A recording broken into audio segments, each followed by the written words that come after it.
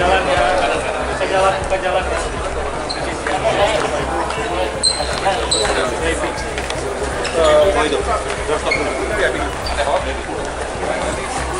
Konsensus dan objektivitas. Keempat, merujuk kepada undang-undang. Urutannya begitu kalau ambil keputusannya. Seringkali kita ambil keputusan itu urutannya balik, evidence di lapangan. Karena itu saya sampaikan urutannya 1, 2, 3, 4. Nah, ini dianggap sepele Bapak Ibu sekalian soal bagaimana mengambil keputusan itu. Sampai kapan manusia modern diingatkan dengan prinsip ini ketika kemarin terjadi pandemi COVID. Pada saat kejadian pandemi COVID, seluruh dunia, semua pemimpin dibenturkan sebagai sebuah kenyataan. Bagaimana mengambil keputusan dengan informasi yang sangat minim. Di situ ada pimpinan yang mengandalkan ilmu pengetahuan, ada pimpinan yang tidak mempercayai ilmu pengetahuan. Ada yang menggunakan metode ilmiah, ada yang tanpa, ada yang memikirkan unsur. Itu sekalian ujiannya di masa krisis, bukan di masa normal. Di masa krisis disitulah kepemimpinan akan diuji. Nah, kami sampaikan ini di awal sekalian.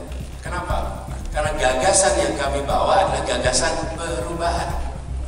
Dan ketika bicara tentang perubahan, perubahan untuk apa? Maka kami sampaikan perubahan untuk mengedepankan unsur keadilan di dalam kebijakan-kebijakan yang disusun oleh pemerintah.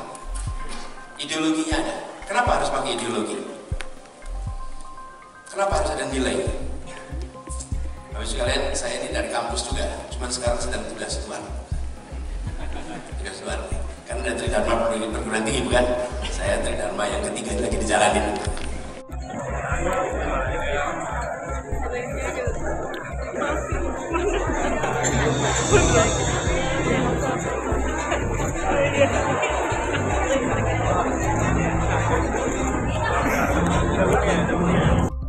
Ruang rapi dulu, pertama kali saya masuk cari papan tulis adanya layar proyektor. Jadi belajar. Kenapa? Saya katakan pada semua pertemuan di DKI akan berdiskusi dengan gubernur, silahkan berdebat dengan gubernur karena saya di sini mau belajar sama-sama. Bagaimana kita bangun jalan kaki? Kenapa? Karena alat transportasi yang semua orang pakai itu kaki. Semua kebijakan yang disusun benturkan dengan satu pertanyaan. Apakah kebijakan ini memenuhi rasa keadilan? Bila tidak, koreksi. Dan itu masing-masing bidang. Ketika itu dilakukan, mengejutkan bagi yang tidak terbiasa dengan urusan keadilan. Sebagai contoh, dinas pertamanan ini soal landscape, insinyur landscape ini. Ya, itu insinyur landscape ini. Insinyur landscape. Dan saya tidak bisa hanya sekedar mengandalkan organisasi, tapi saya harus menggunakan values sebagai rujukan bagi semua pemimpin. Apa nilai yang dipegang sehingga kepala dinas kita akan berbicara tentang agro maritim.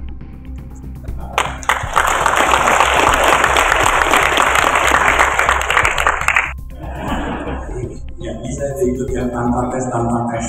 Kita pakai tes biasa sehingga dimanapun bisa berkiprah. Jadi saya senang sekali bisa ketemu dengan para alumni di sini. Walaupun dulu saya tidak pernah berencana untuk masuk IPB. Bukan tidak apa-apa. Kenapa? Karena masuknya tanpa tes bisa. Saya menyampaikan terima kasih. Terima kasih sudah diundang untuk hadir di acara Summit. Dan memang betul kebetulan ini kan lagi kampanye ya Bapak Ibu. Ini lagi kampanye. Kampanye kan kita keliling gitu. Kayak keliling. Nah terus pas keliling, pas jadwalnya itu di Sumatera Selatan. Sumatera Selatan Probolinggo, IPB bikin acara, alumni IPB bikin acara untuk isu yang ke pasar, ngomongnya pangan. Mana-mana kita bicara tentang pangan. Jadi ketika ini bilang ini gimana cara ngaturnya? Alhamdulillah diatur sana sini, walaupun terlambat, it's better late than never. Jadi alhamdulillah sampai juga malam hari. Dan IPB ini selalu seru, lihat karena di sini pakarnya banyak sekali. Sekolahnya satu, tapi profesinya banyak. Salam sejahtera untuk semuanya.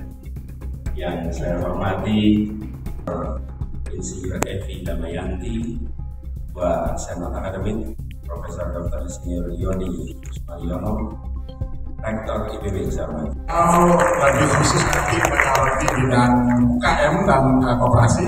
Setelah itu Profesor Hefnian Hutagaul, beliau dari CARE. Jadi kalau ada logo Bapak sekalian, ada CARE di situ. Mudah-mudahan saya tidak salah. Center for Ini Ini Pak, sini Pak. Pak.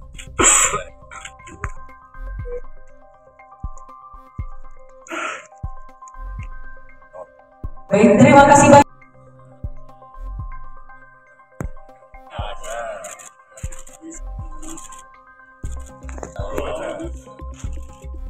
Boleh tepuk tangan Bapak Ibu? Izin Pak. Izin Pak. Baik, terima kasih. Kami menawarkan konsep ini sebagai sebuah platform memudahkan untuk melihat berkaitan darat laut secara holistik, ruang logistik, mana dengan sama sudah kembali di sektor perikanan, lautan, pertanian, pertanian, kultur, peternakan, perkebunan semua ada di sana. Nah, kekuatan itulah pada inovasi dan SDM. Jadi saya yakin Pak Anies sudah sangat concern terkait dengan soal SDM dan inovasi yang akan menjadi kekuatan bagi transformasi ke depan. Nah, terakhir inovasi-inovasi yang saat sehingga dalam pengadaan dari sektor maritim ini menjadi hal yang sangat. Karena itu dengan adanya maritim menjadi platform bangunan, maka transformasi ini akan berjalan pendidikan dan transformasi sosial. Jangan sampai itu adalah pertumbuhan, kemudian transformasi sosial terjadi, tapi kalau masyarakat tidak menganalisis dan mahasiswa misalnya. Terima kasih atas kehadiran Pak Sudha di sharing pendidikan tentang depan pada yang sama. Alumni ini menyampaikan beberapa pemikiran terkait dengan di Pak Ketum tadi sudah menyampaikan Mas 2004. Bahkan alhamdulillah seluruh tokoh-tokoh pakar mengadakan yang namanya Food and Agriculture Summit. Food and Agriculture Summit ini tujuannya adalah untuk melakukan review secara ilmiah, secara objektif terhadap kebijakan pemerintah di bidang pertanian dalam arti luas, sekaligus memberikan rekomendasi kritis, objektif untuk pengembangan ke depan. Dalam tahun ini, Food and Agriculture Summit yang ketiga, semuanya, yang saya hormati dan sama-sama kita tamu spesial kita malam hari ini, calon Presiden Republik Indonesia, Mas Anies Rashid Baswedan.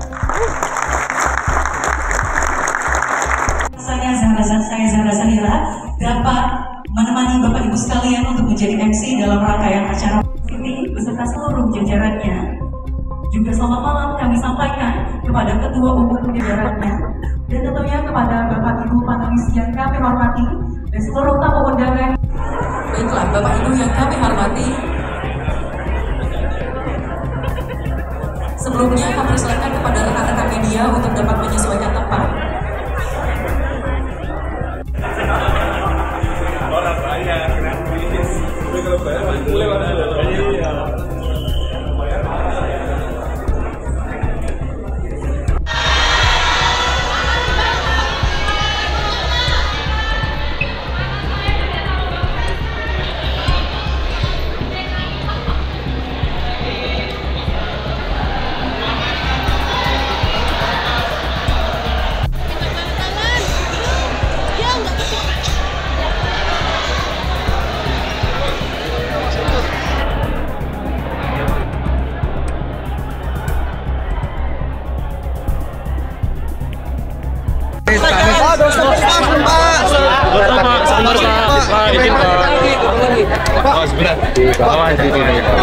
Pak, bagaimana jalannya soal di bawah di sini izin kita udah di bawah di sini aja Pak, ya Pak, di sini aja Pak, di sini masalah Pak terkait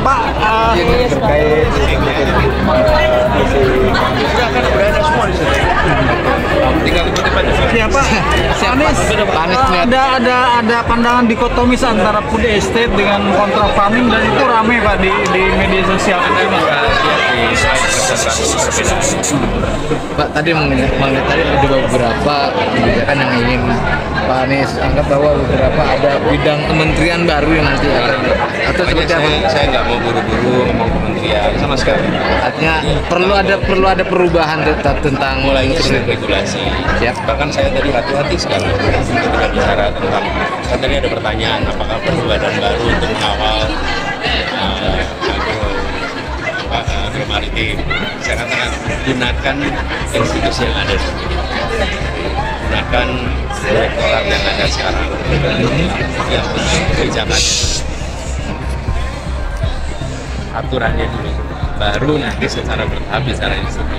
Karena kalau buru-buru bikin organisasi baru itu ujungnya akhirnya malah habis energi dari untuk organisasi. Saya ceritakan tadi tentang bagaimana Kemdikbud dipisah atau digabung. Jadi malah kita menghindari buru-buru membuat organisasi baru. Ya. artinya tadinya agro maritim sendiri apa sih? Oh, kita adalah sebuah negara. Negara kepulauan yang memiliki kekayaan darat dan laut. Kebijakan terkait dengan agriculture dan aquaculture itu tidak dipandang sebagai kebijakan yang terpisah. Selama ini aquaculture dengan agriculture itu dua hal yang seakan-akan berbeda. Dengan pendekatan agro maritim, maka keduanya menjadi satu kesatuan dan kebijakan mata rantai pangan itu sebagai satu kesatuan kebijakan dari mulai produksi sampai ke pasar yang langsung masing-masing. Gitu ya. Yuk, cukup ya. Nanti aku